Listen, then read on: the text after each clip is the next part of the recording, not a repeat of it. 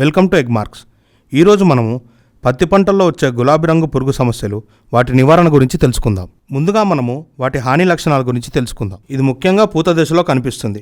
పురుగు మొత్తం జీవిత చక్రం కాయలోనే జరగడం వల్ల పురుగును గుర్తించడం కూడా కష్టం.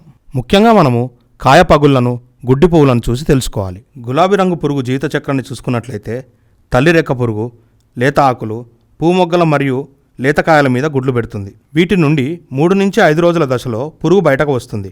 ఇవి అప్పుడే ఏర్పడిన పువ్వుల్లోకి ప్రవేశించి పరాగరేణువు తినడం వల్ల పువ్వు విరుచుకోకుండా ముడుచుకొని ఉంటుంది. వాటిని గుడ్డి పువ్వులుగా పిలుస్తాం. అలాగే కాయ లోపలికి పోయి గుజ్జుని తినడం, అప్పుడే ఏర్పడుతున్న గింజని తినడం వల్ల పింజ పొడుగు తగ్గిపోతుంది. దూది నాణ్యత, దూది రంగు కోల్పోయే అవకాశం ఉంది. నివారణ కొరకు ముందుగా మనం చేయవలసిన పనులు: నాన్ బీటీ విత్తనాలను బీటీ విత్తనాలు నాటిన పొలం చుట్టూ 3 నుండి 5 వరుసలుగా నాటాలి.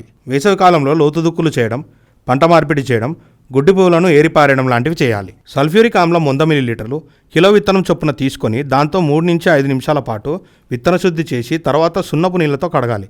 ఇలా చేయడం వల్ల పత్తిలో ఉన్న పురుగు నశిస్తాయి. ఎగపంటగా బెండను గట్ల మీద నాటుకోవాలి.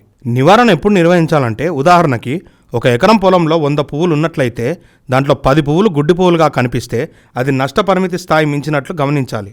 అప్పుడు నివారణ చర్యలు చేపట్టాలి. అలాగే 1 ఎకరాకు 8 లింగాకర్షక బుట్టలు అమర్చాలి. తర్వాత 3 రోజుల్లో తల్లి రెక్కల పురుగులు 8 నుంచి 10 వరకు పడినట్లయితే నివారణ చర్యలు చేపట్టాలి. ముందుగా వేప కషాయం లేదా అజాడిరెక్టిన్ 1500 ppm 5 ml లీటర్ నీళ్ళల్లో కలిపి పిచికారీ చేసుకోవాలి. తర్వాత కాయ దశలో రెక్కల పురుగులు 10%కి మించి పెరిగితే రసాయన మందులు వాడాలి. క్లోరోపైరిఫాస్ 20% EC 2.5 ml లేదా క్వినాల్ఫాస్ 25% EC 2.5 ml లేదా emamectin benzoate 5% SG 0.5 grams litre నీటిలో కలుపుకొని పిచికారీ చేపట్టాలి. 1-2 నెలల్లో ఉధృతిని చూసుకొని డెల్టామెథ్రిన్ 20% EC 1 ml లేదా సైపర్మెథ్రిన్ 25% EC 1 ml లీటర్ నీటిలో కలుపుకొని పిచికారీ చేసినట్లయితే రైతులు అధిక దిగుబడి సాధించవచ్చు.